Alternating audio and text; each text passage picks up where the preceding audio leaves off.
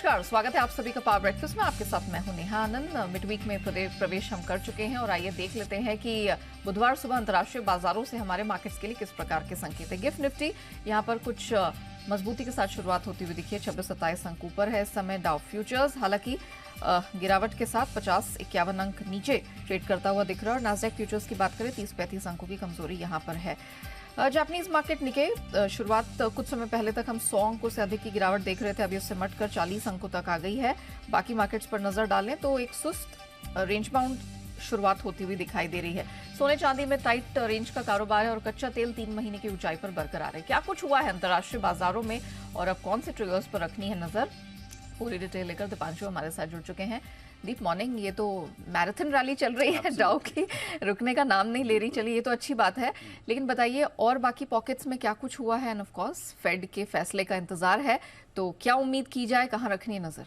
सबको इंतजार फेड के फैसले का है। अच्छी बात है कि फैसले से पहले बाजार यूएस के तो ऑफ कोर्स काफी मजबूत हैं, ग्लोबल बाजार भी ठीक ठाक मूड माहौल है। कोई ऐसा खराब मूड माहौल नहीं है पॉलिसी से पहले, कोई ऐसी बड़ी नेगेटिव बात पॉलिसी में प्राइस नहीं कर रहे हैं। इनफैक्ट बाजार तो चाहते हैं कि फेड की कमेंट्री थोड़ी सॉफ्ट आए, थोड़ी डविश आए, आगे रेट्स घटाने के, एटलीस्ट रेट्स इन्हीं लेवल्स पर रखने की बात हो। बट देखते हैं क्या कुछ फेड की पॉलिसी से निकल कर आता है। बट नॉनदलेस उसके पहले अमेरिकी बाजारों में आपको शानदार जो तेजी का ट्रेंड दिख रहा है वो बरकरार है। 1.5 साल की ऊंचाई पर तो लगातार पिछले 4 ट्रेडिंग सेशन से अमेरिकी बाजार हैं ही।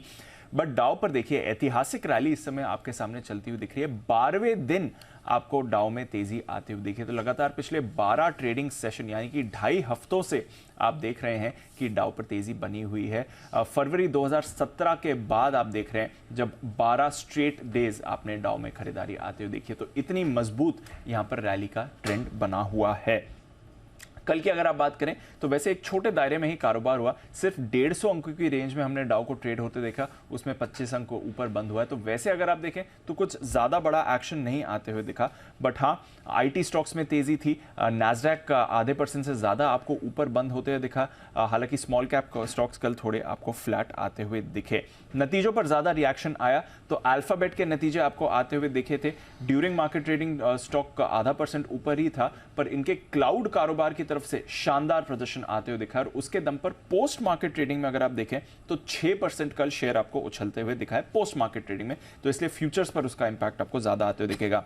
बट उसके सामने माइक्रोसॉफ्ट, इसके नतीजों ने किया है निराश। ड्यूरिंग मार्केट ट्रेडिंग तो 0.25% ऊपर था Microsoft, but post market trading में करीब 0.4% नीचे है ये काउंटर। तो नास्डैक फ्यूचर्स में दोनों तरफ का इंपैक्ट आ रहा है।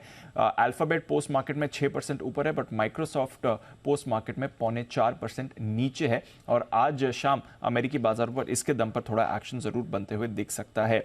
स्नैपचैट, जिसकी पेरेंट कंपनी है स्नैप, इसके नतीजे और गाइडेंस दोनों ही कमजोर आते हुए दिखे, जिसकी वजह से ये शेयर कल 19% आपको लुढ़कते हुए दिखा है। तो अगेन नतीजों का फोकस ज्यादा रहा। इकोनॉमी से जुड़े स्टॉक्स में एक्शन है। कल जीई के नंबर्स आए थे, गाइडेंस काफी मजबूत थी। 6.25% कल हमने जीई के शेयर को उछलते हुए देखा। बट उसके सामने जीएम, इसके नतीजे तो अनुमान से अच्छे आए थे, बट आगे मैनेजमेंट ने कॉस्ट कटिंग की बात करी है और बाजार को डर है कि इसकी वजह से न्यू लॉन्चेस पर रोक लग सकती है। तो जिसकी वजह से हमने देखा कल ये स्टॉक 3% लुढ़कते हुए दिखा। छोटे मझोले बैंक्स में भी एक्शन है। पैकवेस्ट, पैसिफिक बैंकवेस्ट, आपको याद होगा जब बैंकिंग क्राइसिस चल रही थी तो ये शेयर काफी चर्चा में होता था। कल 27% लुढ़का है, क्योंकि खबर चल रही है कि पैसिफिक बैंकवेस्ट की जो पेरेंट कंपनी है वो इस बैंक को बैंक ऑफ कैलिफोर्निया में को बेचने वाली है। तो उस खबर पर यहां पर भी कल थोड़ा एक्शन आते हुए दिखा। तो स्टॉक स्पेसिफिक मूव्स थी, बट इंडेक्स पर आपने पॉजिटिविटी जरूर देखी है। आज की अगर आप बात करें तो सोशल मीडिया दिग्गज मेटा के नंबर्स आने वाले हैं। थ्रेड के लॉन्च के बाद पहली बार नंबर्स आ रहे हैं, तो देखते हैं क्या कमेंट्री निकल कर आती है आगे के आउटलुक को लेकर। बोइंग, कोका कोला, AT&T के भी नतीजे आएंगे, तो इकोनॉमी से जुड़े स्टॉक्स पर भी एक्शन रहेगा। डाउ फिर से आपको मूवमेंट दिखा सकता है। एंड ऑफ कोर्स फेड की तो पॉलिसी है ही। उसके पहले हम देख रहे हैं बॉन्ड यील्ड बढ़कर आपकी 3.9% पर आ गई। तो इस हफ्ते बॉन्ड यील्ड में काफी बड़ा उछाल आया है। इस बार की रेट हाइक के बाद क्या आगे बाजार और रेट हाइक के लिए तैयार हो सकता है? अब तक तो बाजार इच्छुक है कि रेट हाइक और नहीं होगी, बट देखते हैं क्या कुछ निकल कर आता है। यूरोप की बात करें, हल्की फुल्की बढ़त यहां पर आपने आती हुई देखी। कमोडिटी बाजार, कच्चा तेल नई 3 महीने की ऊंचाई पर है। ब्रेंट अब आपको $83 पर आते हुए दिख रहा है, तो वहां पर बड़ा एक्शन बनते हुए दिखा है। इसके साथ ही नजर रखिए आप बुलियन में रेंज बाउंड कारोबार दिख रहा है आपको, बट बेस मेटल्स की रिकवरी जारी है। लगातार दूसरे दिन खरीदारी है। 2 से 5% तक का कल उछाल आया है। चीन के स्टिमुलस, स्पेशली प्रॉपर्टी सेक्टर को लेकर जो बात चल रही है उसकी वजह से बड़ी तेजी बनी हुई थी। एग्री कमोडिटीज की तेजी पर कल ब्रेक लगते हुए दिखा है। तो ओवरऑल अच्छे संकेत है। थोड़ा कमोडिटी बाजार पर लगी है नजर, क्योंकि लगातार ये ऊपर जा रहे हैं, बट सबकी नजर आज की फेड पॉलिसी पर ही रहेगी। Of course across the asset classes दुनिया भर में नजर रहने वाली है फेड के फैसले पर और आगे की कमेंट्री पर। धन्यवाद दीप, वो पूरी डिटेल दर्शकों के सामने रखने के लिए। आइए आगे बढ़े, उससे पहले देख लेते हैं कि कल यानी कि मंगलवार को संस्थागत निवेशकों का प्रदर्शन कैसा रहा है। अच्छी खासी खरीदारी हमने FIS की तरफ से आते हुए देखी है। 1090 करोड़ के आसपास की खरीदारी दर्ज हुई है। कुछ हल्की बिकवाली जारी है। घरेलू संस्थागत निवेशकों की तरफ से 335 करोड़ के आसपास की बिकवाली का फिगर वहां से दर्ज हुआ है। तो अब जिस तरह के ग्लोबल संकेत दिखाई दे रहे हैं, हमारे मार्केट्स के जिस तरह से क्यूज हैं और जैसे नंबर्स आ रहे हैं, इन सब के बीच आज हमें क्या रणनीति अपनानी है, इन सब पर बात करने के लिए जी बिजनेस के मैनेजिंग एडिटर अनिल सिंह भी हमारे साथ जुड़ चुके हैं।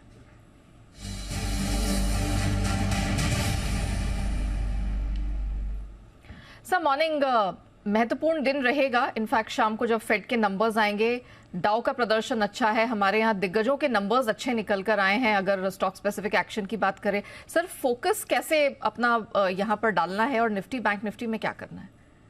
Good morning. यहाँ देखिए, आज का दिन इसलिए ज्यादा इम्पोर्टेंट है कि कल का दिन इससे ज्यादा इम्पोर्टेंट है और उससे पहले का ट्रेडिंग सेशन है। कल दो चीजें हैं, एक आज रात को जो अमेरिका में ब्याज दरों पर फैसला आएगा और फेड की जो कमेंट्री होगी उस पर कल हमारे बाजार रिएक्शन देंगे। साथ ही साथ कल मंथली एक्सपायरी भी है और मंथली एक्सपायरी के हफ्ते में जब हम बाजार में हैं तो थोड़े से डरे सहमे रुके हुए हैं और रेंज बाउंड ट्रेड होता दिखा है। दिन के दौरान ऊपर नीचे बाजार होते हुए नजर आ रहे हैं और कमोबेश ऐसा ही ट्रेड आज भी आपको देखने को मिलेगा। सिंपल सा फॉर्मूला रखना है, सपोर्ट रेंज के आसपास आने पर आपको हल्की फुल्की खरीदारी करनी है और रुकावट की रेंज पर आने के आसपास वहां पर प्रॉफिट बुकिंग बिकवाली करनी है और वापस से निचले स्तरों का इंतजार करना है। और उस लिहाज से रेंज में आपको दे दूं, क्योंकि ग्लोबल सपोर्ट आपके लिए ठीक है, थोड़ा सा वहां पर ट्रेंड ठीक है। कल वापस से भारतीय बाजार हल्की फुल्की रिकवरी दिखाकर निफ्टी पे लाल निशान में बंद हुए, बैंक निफ्टी पे हल्के से हरे निशान में बंद हुए। डेटा FIS की तरफ से थोड़े से ठीक है, वहां पर खरीदारी के आंकड़े हैं। तो आई थिंक मोर और लेस जो ट्रिगर्स हैं उनमें कहीं कोई खास खराबी है नहीं। सिर्फ ये है कि बड़ी इवेंट के पहले बाजार थोड़े से सतर्क रहना चाहते हैं। 19,500 19,565 बेहद मजबूत स्ट्रॉन्ग सपोर्ट जोन है। अगर आज दिन के दौरान बाजार इस लेवल के आसपास आए तो डेफिनेटली यहाँ पर आपको सारे शॉर्ट्स काटने चाहिए और फ्रेश खरीदारी भी जमकर करनी चाहिए। ऊपरी स्तरों पर 19,750 835 ये पहली रेंज है जहां तक जाने की कोशिश निफ्टी की हो सकती है और उसके बाद देखेंगे कि आगे और ताकत बनती है नहीं। अदरवाइज इस रेंज में प्रॉफिट बुकिंग करनी चाहिए और अगर आप एग्रेसिव ट्रेडर्स हैं तो शॉर्ट पोजीशन भी बना सकते हैं। बैंक निफ्टी का जहां तक सवाल है, निचले स्तरों पर 45,450 45,625 आपके लिए मजबूत सपोर्ट का काम करेगा और ऊपरी स्तरों पर 46,075 से लेकर 46,200 की रेंज है जहां पर बैंक निफ्टी में प्रॉफिट बुकिंग आ सकती है। तो आज के लिए ट्रिगर्स ज्यादातर पॉजिटिव साइड पर है। अगर कल की मंथली एक्सपायरी और अगर आज साथ ही साथ आपके अगर फेड की मीटिंग का मामला नहीं होता तो मैं पक्के तौर पर आपको कहता कि अच्छे से दम लगाकर तेजी करिए, क्योंकि आपके लिए नतीजे L&T टाटा मोटर्स अच्छे हैं, उसके बाद आपके लिए FIS के आंकड़े बेहतर होकर आते हुए दिख रहे हैं और तीसरा ग्लोबल मार्केट्स भी लगातार मजबूत है। जी वैलिड पॉइंट सर। तो हमारे व्यूअर्स इस बात का ध्यान रखेंगे कि दायरे का ट्रेड ही है, उन्हें बरकरार रखना है। जैसे सर ने कहा कि कोई भी डिप डाउन मिले वहां पर खरीदारी से चूकना नहीं है और जो अपर बैंड है वहां पर आपको प्रॉफिट बुकिंग भी करनी है। 19,500 से 565 निफ्टी के लिए सपोर्ट रेंज होगी और अपर बैंड 19,835 तक स्ट्रेच होता हुआ दिख रहा है। यहाँ आपको प्रॉफिट बुकिंग से बिल्कुल भी चूकना नहीं है। बैंक निफ्टी 45,450 से 625 ये सहारा देने वाली बैंड होगी और अपर बैंड 46,075 से 46,200 तक स्ट्रेच होती हुई बैंक निफ्टी के लिए नजर आ रही है।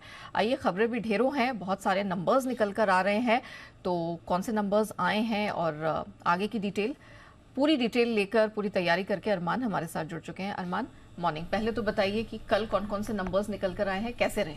बिल्कुल, गुड मॉर्निंग। कल भी कई सारे नंबर आते हुए दिखे हैं, जिसमें सबसे पहले दिग्गज की बात करें तो टाटा मोटर्स, यहाँ पर जो हमारा अनुमान था उससे बेहतर जो है नतीजे आते हुए दिखे हैं। आय में लगभग आपको 42% 42% के आसपास की ग्रोथ दिखेगी। कामकाजी मुनाफा देखिए लगभग 326%, लगभग आप देखें 300% से भी ज़्यादा जो है वहाँ पर आपको बढ़ता हुआ दिखा है। मार्जिन्स में अच्छा खासा इंप्रूवमेंट है, 4.4% से बढ़कर 13.3% बढ़कर आए हैं। हमारा अनुमान 11.4% का था, उस हिसाब से भी आपको दिखेगा काफ़ी बढ़िया है यहाँ पर आपको आते हुए दिखे। उसी के साथ साथ यहाँ पर अपडेट ये भी है कि बोर्ड ने टाटा मोटर्स DVR के शेयर कैंसिल करने की स्कीम को मंजूरी देते हुए दिखे हैं। टाटा मोटर्स DVR के 10 शेयर के बदले टाटा मोटर्स के जो है 7 शेयर दिए जाएंगे। उस हिसाब से अगर आप देखें तो डीवीआर के शेयर होल्डर्स को मौजूदा अगर आप भाव देखेंगे जो कल की क्लोजिंग थे उसके हिसाब से लगभग 19.6% के प्रीमियम है वो बनकर आता है। और शेयर कैंसिल करने पर कंपनी के जो अगर आप देखेंगे आउटस्टैंडिंग इक्विटी शेयर्स है वो लगभग 4.2% घटेंगे। उसी के चलते ईपीएस जो है वहाँ पर इतना ही बढ़ सकता है। एलएनटी की बात करें तो यहाँ पर भी अगर आप देखें तो जो हमारा अनुमान था उससे कंपैरेटिवली अगर आप देखें थोड़े बेहतर नंबर आए हैं। आए आप कामकाजी मुनाफे की स्पेसिफिकली अगर आप बात करें तो आय लगभग 33.6% 34% के आसपास बढ़कर आती हुई दिखी है। आपको कामकाजी मुनाफा 30% बढ़कर आता हुआ दिखा है। मार्जिन्स देखेंगे 11% से कम होकर 10.2% के आसपास आते हुए दिखे हैं। और मुनाफे की बात करें तो 46.5% के आसपास की आपको ग्रोथ दिखेगी। और कंपनी ने जो बायबैक का ऐलान भी किया है जिसमें लगभग वो 3.3 करोड़ शेयर्स जो हैं वो बायबैक करेंगे। अगर आप एग्जिस्टिंग पेडअप कैपिटल का देखेंगे 2.4% होगा और जो मैक्सिमम प्राइस होगा वो होगा 3,000 रुपये का। और कंपनी लगभग अगर आप देखें तो 10,000 करोड़ तक का जो है यहाँ पर बायबैक जो है उसका ऐलान करते हुए दिखे हैं। एसबीआई लाइफ यहाँ पर अगर आप देखें तो मिक्स सेट ऑफ नतीजे दिख रहे हैं। नेट प्रीमियम अर्न में लगभग 18.7% की आपको ग्रोथ है। एपीई जो कि एनुअल प्रीमियम इक्विवेलेंट होता है वहाँ पर भी 4.4% की ग्रोथ है। वीएनबी मार्जिन्स हालांकि यहाँ पर अगर आप देखें तो कम होकर आए हैं 30.4% से कम होकर 28.8% पर आते हुए दिखे हैं। और जो अनुमान अगर आप देखें तो 30.5% का था। एफएनओ की बात करें तो डेल्टा को आप यहाँ पर आपको नतीजे बढ़िया दिख रहे हैं। आय में लगभग 9.2% की ग्रोथ है। मार्जिन जो है वो भी इंप्रूव होकर आए हैं 34.8% से बढ़कर 35.2% पर आते हुए दिखे हैं। और मुनाफे की अगर आप बात करें तो 19% की आपको आय दिखेगी। और इनका हाईएस्ट एवर की अगर आप बात करें रेवेन्यू आता हुआ दिखा है। हाईएस्ट मार्जिन एक्सपेंशन भी होते हुए दिखे हैं एबिटा में और नेट प्रॉफिट लेवल्स पर। डिक्सन की बात करें तो यहाँ पर जो हमारा अनुमान था उसके मुताबिक ही नंबर आते हुए दिखे हैं। आय लगभग 15% बढ़ी है। मार्जिन में आपको इंप्रूवमेंट दिखेगा 3.5% से बढ़कर 4.1% पर आते हुए दिखे हैं। और नतीजों में सीएट की बात करें तो यहाँ पर नतीजे बढ़िया दिख रहे हैं। आय लगभग 4.2% बढ़कर आई है। मार्जिन में अच्छा खासा इंप्रूवमेंट है 5.9% से बढ़कर 13.2% पर आते हुए दिखे हैं। और मुनाफे में भी आपको काफी बड़ा जो है उछाल आता हुआ दिखा। सीएंड की बात करें तो आय लगभग 4% गिरकर आई है। मार्जिन जो हैं वो 14.2% से इंप्रूव होकर 14.7% पर आते हुए दिखे हैं। अंबर इंटरप्राइजेस यहाँ पर आय लगभग अगर आप देखें 6.8% 7% के आसपास गिरकर आई है। मार्जिन्स यहाँ पर इंप्रूव होकर आए हैं हालांकि 5.4% से बढ़कर 7.8% पर आते हुए दिखे। और अंत में अगर मुनाफे की भी बात करें तो वहाँ पर भी लगभग आपको 7.5% की ग्रोथ दिखी। चलिए, तो ये वो कंपनियां जिन्होंने कल अपने नंबर्स जारी किए थे और उनकी एनालिसिस पूरी अरमान ने रखी आपके सामने। अच्छा अरमान, ये बताइए आज भी तो बहुत सारे नंबर्स निकल कर आने हैं। कौन कौन से नंबर्स आएंगे, कैसी एक्सपेक्टेशन है, एंड ऑफ कोर्स ट्रिगर्स कौन से? बिल्कुल, आज भी नतीजों में निफ्टी में आपको एक्सिस बैंक के, Bajaj finance, Cipla, doctor Reddy's, Tata consumer, Tech Mahindra, BPCL जैसी कंपनियां दिखेगी, उनके नतीजे आते हुए दिखेंगे। एफएनओ में भी REC, Shri cements, engine international, Oracle finance है, कोलगेट है, पंजाब नेशनल बैंक है, ऐसी कंपनियां हैं जहाँ पे आपको नतीजे आते हुए दिखेंगे। आरईसी पर ध्यान रखना है क्योंकि बोर्ड बैठक में नतीजों के साथ साथ प्राइवेट प्लेसमेंट के जरिए फंड जुटाने पर जो है वहाँ पर भी विचार किया जाएगा। टीटीके हेल्थ केयर, यहाँ पे डी लिस्टिंग ऑफर जो है इनका बंद होता हुआ दिखेगा। एक्स डेट है कमिंस इंडिया में जहाँ पर फाइनल डिविडेंड है 13 का। आईपीओ अपडेट्स जिसमें अगर आप देखें यथार्थ hospital and trauma care services का, उनका आईपीओ आज से खुलता हुआ दिखेगा। आज से 28 जुलाई तक खुला रहेगा। प्राइस बैंड देखेंगे 285 से 300 का है।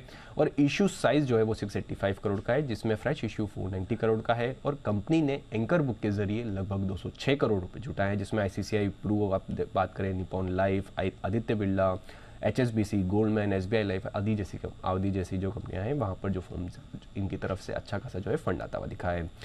खबरों के हिसाब से कैनफिन होम्स पर ध्यान रखिए क्योंकि कंपनी के अंबाला ब्रांच में धोखाधड़ी का मामला जो है वहाँ पर सामने आया है। तीन कर्मियों ने अनुमानित अगर आप बात करें तो लगभग 38.5 करोड़ की जो है धोखाधड़ी की है। और जिसमें अगर आप बात करें मुनाफे पे अगर आप देखें टोटल जो रकम है वो तो मैंने ऑलरेडी आपको बताई दी है। और इस मामले पर अगर आप देखें आज जो है सुबह 8:30 बजे इन्वेस्टर कॉल भी है। पावर ग्रिड कॉर्पोरेशन, यहाँ पर अगर आप बात करें तो 31 जुलाई की जो बोर्ड बैठक में नतीजों के साथ साथ बोनस शेयर पर भी विचार किया जाएगा। और लगभग अगर आप देखें डिबेंचर्स और बॉन्ड्स के जरिए लगभग 12,000 करोड़ का जो है तक फंड उठाने पर भी विचार किया जाएगा। पिरामल इंटरप्राइजेज 28 जुलाई को बोर्ड की बैठक में नतीजों के साथ साथ बायबैक पर जो है वो विचार करेंगे। ट्रांसफॉर्मर्स एंड रेक्टिफायर्स, यहाँ पर गेटको ने कंपनी में ट्रांसफार्मर के इंस्पेक्शन में खामियों का जो है आरोप लगाया था। उस पर कंपनी इस मामले में आंतरिक जांच जो है वो कर रही है। कंपनी ने कार्रवाई करते हुए 2 व्यक्तियों को निलंबित भी किया है। बॉम्बे वर्मा और एयरलाइंस स्टॉक, आदि एयरलाइंस स्टॉक से, वहाँ पर आपको ध्यान रखना है क्योंकि मई की शुरुआत में ग्राउंडेड होने की घोषणा के बाद गो फर्स्ट ने मुंबई में ट्रायल उड़ान भरी है और दिल्ली हाईकोर्ट और एनसीएलटी के आदेश के अनुसार जल्द उड़ान भरने के लिए भरेगी जो है एयरलाइंस। और अंत में एनबीसीसी पर ध्यान रखिए क्योंकि डीजीबी जो कि दिल्ली जल बोर्ड है कि टेंडर प्रक्रिया गड़बड़ी मामले का जो ईडी का जो एक्शन आता हुआ दिखा है, दिल्ली, एनसीआर, चेन्नई समेत 16 जगहों पर ईडी का सर्च हुआ है, जिसमें अगर आप प्राइवेट कंपनियों के ठिकानों पर भी जो है ईडी का एक्शन आता हुआ दिखा है। ओके, चलिए, तो बहुत सारे ट्रिगर्स हैं और ढेरों नंबर्स हैं जो आने वाले हैं जिस पर मार्केट आज रिएक्ट करता हुआ दिखेगा। स्टॉक स्पेसिफिक एक्शन तो भरपूर रहने वाला है। धन्यवाद अरमान पूरी डिटेल के लिए। आइए अब हमारे जो मार्केट एक्सपर्ट हैं उनकी भी राय जान लेते हैं। ग्लोब कैपिटल मार्केट्स के हिमांशु गुप्ता हमारे साथ जुड़ चुके हैं। हिमांशु जी, बताइए, इस मार्केट में इतने सारे नंबर्स निकल कर आए हैं, दिग्गजों के नंबर्स अच्छे रहे हैं, आपकी नजर कहाँ रहेगी? आपकी बेस्ट पिक्स आज कहाँ से आ रही हैं? Good morning. देखिए, मुझे लगता है कल मेटल्स में जिस तरह का एक मोमेंटम बनता हुआ नजर आया था, ना केवल कल बल्कि पिछले काफी दिनों से एक अच्छा फॉर्मेशन बनता हुआ, बेस बनता हुआ नजर आ रहा है। तो वहाँ पर टाटा स्टील पे नजर रखनी चाहिए। नंबर के बाद जिस तरह का वहाँ पे एक खरीदारी देखने को मिली है, ये स्टॉक एक ब्रेकआउट की तैयारी करता हुआ नजर आ रहा है और अपने पीएस से अभी काफी नीचे ट्रेड करता है और जो लीडिंग स्टील स्टॉक है वो ऑलरेडी अपने हाइज के आसपास है। तो टाटा स्टील में अच्छा कैचअप देखने को मिल सकता है। 119 रुपये 25 पैसे के आसपास का क्लोज यहाँ पर देखने को मिला। मुझे लगता है यहाँ पर 1 से 2 दिनों का भी लेकर तेजी की पोजीशन बनाई जा सकती है। 127 से 130 रुपए के 2 टारगेट टाटा स्टील में आते हुए नजर आ सकते हैं। 117 रुपए के नीचे का एक स्टॉप लॉस लगाकर टाटा स्टील रहेगा जहाँ पर खरीदारी करके चलने की सलाह है। साथ ही साथ एक और टाटा मोटर्स के साथ अपने मार्केट के बाद नंबर आते हुए देखें तो ऑफकोर्स एक तेजी का स्टॉक है, अच्छी तेजी वहाँ ऑलरेडी देखने को मिली। बट मुझे लगता है आज भी अगर बहुत ज्यादा गैप से स्टॉक नहीं खुलता तो यहाँ पर भी खरीदारी की जा सकती है। 634 का एक स्टॉप लॉस लगाना है। कल का 639 के आसपास का क्लोज है। 634 के स्टॉप लॉस के साथ यहाँ पे खरीदारी की जा सकती है। मुझे लगता है 660 और 675 रुपए तक के टारगेट टाटा मोटर्स में भी आते हुए नजर आ सकते हैं। तो ये जो खरीदारी के आइडिया रहेंगे और एक आइडिया रहेगा सेल साइड में। मुझे लगता है हिंदुस्तान एरोनॉटिक्स एक अच्छी बड़ी तेजी के बाद थोड़ा सा एक टॉपिंग आउट फॉर्मेशन बना रहा है और हायर लेवल पे एक डिस्ट्रीब्यूशन विजिबल है। मुझे लगता है यहाँ पर थोड़ी सी प्रॉफिट बुकिंग देखने को मिल सकती है। 2 से 3 दिनों में करेक्शन स्टार्ट हो सकता है। तो यहाँ पर एचएएल की फ्यूचर्स में बिकवाली करके चलने की सलाह है। 3841 के आसपास का कल का क्लोज है। यहाँ पर 3850 3855 की रेंज में शॉर्ट करके चलने की सलाह रहेगी। 3880 3880 का स्टॉप लॉस रहेगा। लोअर साइड में 3780 और 3750 तक की 2 टारगेट मुझे लगता है ऐसे एयरवेज के फ्यूचर्स में देखने को मिल सकते हैं। ऑलराइट, चलिए, बहुत धन्यवाद हिमांशु जी आपका हमारे साथ जुड़ने के लिए और इस मार्केट में बेहतरीन स्ट्रैटेजीज रखने के लिए। तो टाटा समूह में खरीदारी की रिकमेंडेशन है। टाटा स्टील खरीद के चले 130 के टारगेट के लिए। टाटा मोटर्स 660-75 तक का अपसाइड टारगेट दिखेगा, लेकिन एचएएल का फ्यूचर्स बेच के चलने की सलाह है। 3750 तक का डाउनसाइड टारगेट बनता दिख रहा है। 3880 के स्टॉप लॉस के साथ करनी है बिकवाली। Welcome back. आइए कमोडिटी बाजार की रणनीति समझते हैं। पृथ्वी फिनमार्ट के मनोज कुमार जैन हमारे साथ जुड़ चुके हैं। मनोज जी, गुड मॉर्निंग, बहुत स्वागत है। पहले तो जरा बताइए मेटल्स, इस पे क्या रणनीति अपनानी है? स्ट्रेंथ दिखाई दे रही है। निकेल, लेड पर्टिकुलरली हम देख रहे हैं मल्टी वीक हाइस पर चले गए हैं, तो खरीदारी बनती है? Good morning Neha ji. बिल्कुल, यहाँ पे हमने बेस मेटल्स में अच्छी स्ट्रेंथ जो है पिछले 2 सेशंस में आते हुए देखी है। एक तो यहाँ पे चाइनीज जो स्टिमुलस है उसके होप्स बने हुए हैं। दूसरा, कल यहाँ पे जो यूएस के कंज्यूमर कॉन्फिडेंस के डेटा आए थे वो उम्मीद से काफी बेहतर थे और यूएस में कंज्यूमर कॉन्फिडेंस जो है जुलाई 21 के बाद अपना हाईएस्ट लेवल पर पहुंचता हुआ नजर आया है। यूएस के फ्लैश मैन्युफैक्चरिंग पीएमआई के नंबर्स जो मंडे को जारी हुए थे वो भी उम्मीद से बेहतर थे, जिसके चलते हमने बेस मेटल्स में फिर एक बार जो है खरीदारी लौटते हुए देखी है। हमारा मानना है कि यहाँ पे कॉपर में एक अच्छा मूवमेंट बना था, उसके साथ ही एल्यूमिनियम और जिंक में भी मजबूती देखने को मिली है। तो यहाँ पे रणनीति के लिहाज से आज एल्यूमिनियम एक बेस्ट बेट रहेगा। 198 के आसपास यहाँ पे जो अगस्त वायदा है उसमें बाइंग की रणनीति बना के चलना चाहिए। 196 का स्टॉप लॉस लगाएं। लक्ष्य ऊपर में 202 का लेकर के चलना। और कच्चे तेल में क्या किया जाए? 3 महीने की ऊंचाई पर बरकरार है, खरीद बनती है? कच्चे तेल में भी पॉजिटिव मोमेंटम बना हुआ है। जिस तरह से यहाँ पे जो ओपेक प्लस की तरफ से सप्लाई कंसर्न्स बने हुए हैं और साथ ही चाइनीज डिमांड के फोक्स भी है, जो स्टिमुलस की संभावनाएं जताई जा रही है। लेकिन एक अच्छी रैली यहाँ पे कच्चे तेल में आती हुई नजर आई है। तो यहाँ पे फ्यूचर के बजाय ऑप्शन में रणनीति बनाना काफी बेहतर होगा। 6700 की जो कॉल ऑप्शन है वहाँ पे 120 के स्तर पर बाइंग की रणनीति बनाना चाहिए। 95 का स्टॉप लॉस रखें और ऊपर में लक्ष्य जो रहेगा वो 160 से 170 रुपए का रहेगा। वेरी वेल, धन्यवाद मनोज जी हमारे साथ जुड़ने के लिए, बताने के लिए कहाँ कहाँ है कमाई के मौके। तो क्लियरली मेटल स्पेस पे रखिएगा नजर। एल्यूमिनियम जो अभी तक थोड़ा सा स्लो रन दिखाया है, अगस्त वायदा यहाँ स्ट्रेंथ दिखेगी 202 के टारगेट के लिए। और कच्चा तेल क्योंकि यहाँ पर बहुत उठापटक है, अनसर्टेनिटी है, तो ऑप्शंस आपके लिए बेहतर रणनीति होगी। 6700 6700 की कॉल 120 के पास लेनी है, 95 का स्टॉप लॉस, 160 से 170 तक का अपसाइड आपको देखने को मिलेगा। ऑप्शन के जरिए कच्चे तेल में करना है कारोबार। आइए फोकस करते हैं FIR यानी FI इन्वेस्टमेंट रिपोर्ट्स पर और जान लेते हैं कि फॉरेन ब्रोकरेजेस की नजर आज कहां पर है। तो पहले टाटा मोटर्स के साथ करेंगे शुरुआत। CLSA खरीदारी की पोजीशन बरकरार है, टारगेट 780 कर दिया है, यानी कि टारगेट यहां बढ़ाया है। मॉर्गन स्टैनली यहां पर ओवरवेट का स्टैंस बरकरार है 711 के लक्ष्य के साथ, और JP मॉर्गन न्यूट्रल स्टैंस है, टारगेट इन्होंने 540 से बढ़ाकर अब 635 कर लिया है। अब बात करते हैं बजाज ऑटो की। CLSA आउट परफॉर्म का स्टैंस बरकरार है, 5511 तक का टारगेट दे रहे हैं। मॉर्गन स्टैनली ओवरवेट का स्टैंस लेके चल रहे हैं 5063 के टारगेट के लिए, और JP मॉर्गन ओवरवेट ये भी मेंटेन करके चल रहे हैं, 5400 का लक्ष्य सुझा रहे हैं। एशियन पेंट्स की बात करें तो CLSA ने अपनी बिकवाली की राय बरकरार रखी है, टारगेट हालांकि उन्होंने बढ़ा दिया 2820 से 3013 कर दिया है। मॉर्गन स्टैनली अंडरवेट है, टारगेट 2702 का है, और न्यूट्रल स्टैंस JP मॉर्गन ने बरकरार रखा है, टारगेट हालांकि 400 रुपए से बढ़ा दिया है। अब नया जो लक्ष्य है वो 3500 का है। अब आते हैं लार्सन एंड टुब्रो पर। मॉर्गन स्टैनली यहां पर ओवरवेट स्टैंस बरकरार है, टारगेट 2850 का है। JP मॉर्गन ओवरवेट स्टैंस बरकरार है, टारगेट ट्रिम किया है, हालांकि इन्होंने अब नया जो लक्ष्य है वो 2570 का होगा। और जेफरीज की बात करें तो इन्होंने बाय का स्टैंस बरकरार रखा है LNT पर, टारगेट भी बढ़ाया है, 3050 है नया लक्ष्य। चलिए इसी के साथ पावर ब्रेकफास्ट को हम यहीं रैप करते हैं, लेकिन बने रहिएगा जी बिजनेस के साथ।